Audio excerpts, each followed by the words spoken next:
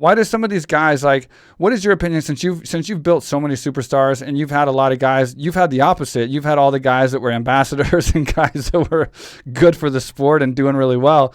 What do you think is wrong with some of these guys, like your Conors and your Jones? And I'll ask about another guy here in a second who's not near to that level.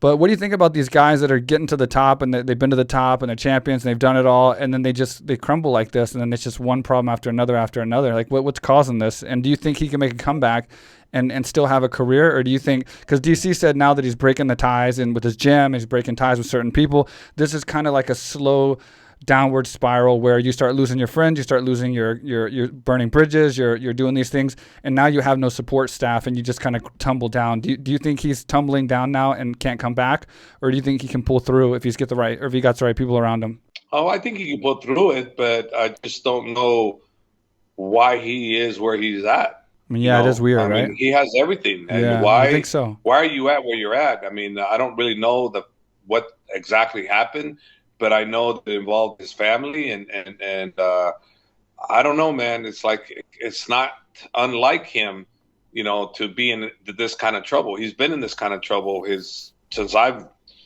been following him. It's like, it's not like when it's not like, I mean, no, it's like, when is he going to get in trouble again? Not, you know, oh my gosh, he's in trouble. It's like, it's no surprise to anybody. So what's going on with him? I don't know, because I don't know him. So can he come back? He's still young enough to do anything. So it just, he has to have a talk with them, with somebody that cares about him and somebody he respects that can reach him, or maybe he's had that talk already. Maybe he's on his way back. I don't know. I just know that no one is shocked at what's going on. No one.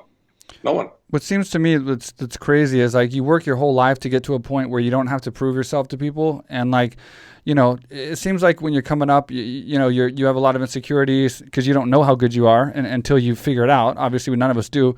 And then you have a lot of people bashing you, and you have a lot of people saying you can't do this. There's more people saying you can't do stuff than there is saying you can do stuff. So I understand when you're coming up, you're trying to prove yourself and you're trying to show that you're the best. You're trying to show you're successful. You're trying to show that you're rich. You're trying to do these things. But what's weird to me, and I don't understand, and I wish I understood it more, is when you got guys like, I guess Conor's a better example, but Jones as well, because Jones does make a lot of money. He's got some decent money. He's got some great success. Potentially one of the greatest of all time, and maybe in most people's opinions, the greatest of all time. It seems like Conor especially is so starved for that gratitude and attention of being the best and being the richest and being you would think by now of obtaining what they've obtained. I mean, he's the number one on the Forbes list. You got Jon Jones, who's his whole family successful. Every single brother that he's got is a freaking number one athlete in their own different sports. It's so weird to me that they're trying so hard to signify, like the whole thing with Jon Jones and Khabib, how upset Jon Jones was that Khabib possibly was better than him or looked upon by anybody as being better than him, really bothered him. It's like they've already proven that they're Conor's one of the most successful, next to Khabib, at being successful in all aspects, money, fame, everything. And then Jon being successful in the realm of being a good fighter and beating the best fighters and making a lot of money. What's left to prove? Why are these guys making such huge mistakes, like punching guys in bars and doing just dumb stuff, to like drinking too much and doing crazy shit to prove themselves when they've already done it? It's statistically on paper. Like you've kind of done it already. What is there left to prove, Well, I know this, when you're talking about coaches, Winkle John, Greg Jackson, incredible human beings, incredible coaches. So it has nothing to do with coaching and they're not in charge of the man. The man's in charge of himself. So this is nothing to do on the coaches. The only the coaches have to do is decide to stick with the guy or separate from the guy. Kavanaugh, same way. He appears to me like a great guy, great individual. So, it's the individual himself that's either a good guy or a bad guy, or, can change what he wants to be like or how he wants to be like. But I don't really look at the coaches need to reach out to these guys, because we don't know what's going on behind the scenes. For all we know, those coaches have done their best to try to steer their guy right. But I've been in this situation where, when the fighter's a champion, they're the champion, and it's almost like your comments or your your advice is either taken or not taken. And in this particular case, I would think that the coach's advices were not taken. But that's for the fighter to decide. The coach can't make them take their advice or not take their advice. They can just advise. Are you using the coaches on purpose? Do you know the new update as far as Jackson Winklejohn basically kicked him out of the gym? Yeah, I saw that, and that's one of the reasons. That is one of the reasons why I bring it up, because Winklejohn is one hell of a human being, and one hell of a coach. He's one of the best coaches out there in the game, and he's a very truthful guy. Greg Jackson's a very good friend.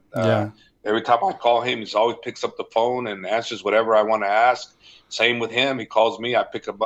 But I call him more than he's ever called me. But regardless, he's a great guy. Both of them, both great individuals, both great coaches. And that's why I'm saying this, because, if people are judging, well, what's the coaches doing? Well, the coach is doing the right things. It's the fighter.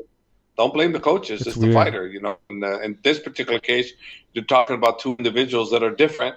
And they're being coached by different people, but they can't be controlled by the coaches.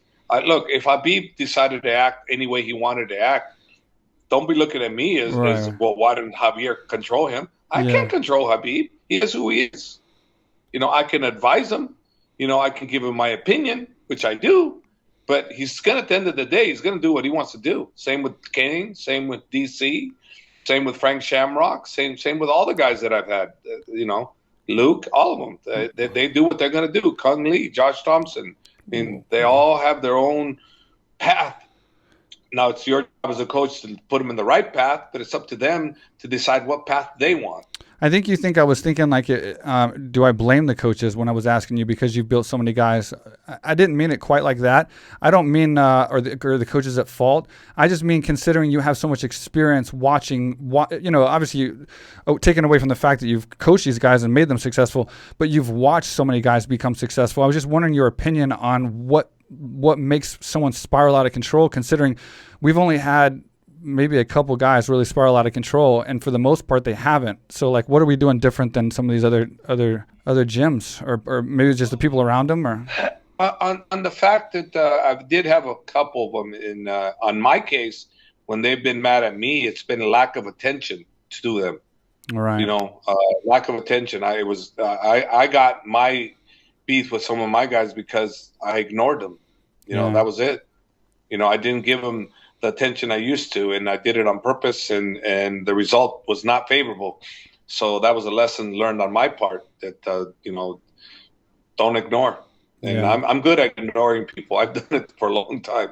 Do you agree with me on this? Do you think that, because they always say it's once you get to the top, there's only one place to go but down? And do you agree with me that once you get to the top, and like Conor was the face of the sport, and he was double champ and all this kind of stuff, he was at the top of the top of the top of the top for a while there. Obviously, as far as especially star power, notoriety, he still is very much of a star. But as he starts losing credibility and losing fights and getting knocked out, and the fans turning against him, and then Jon Jones not fighting, being the champion, being the youngest champion, being such a dominant champion, and now all of a sudden it's he's not fighting, and the fans are turning against him.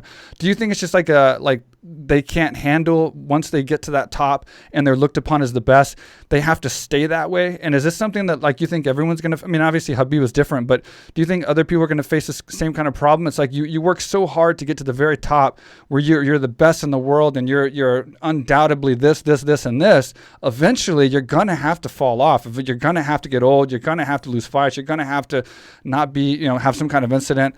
Do you think that's what it is? They're just unwinding because they don't like hearing that kind of publicity or that kind of response, considering that they were at this highest level, and then now they're getting treated a little different, and they're kind of falling down this I guess staircase. There could be something to what you're saying, because all the negativity that come out of this is when they speak, it's always when somebody's talked about them as a higher than them.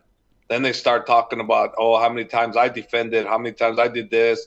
And it's always they're not happy when someone talks about somebody else's accolades higher than theirs. Right. That's when they chime in. So you might have something there. I never really analyzed it or really thought much of it.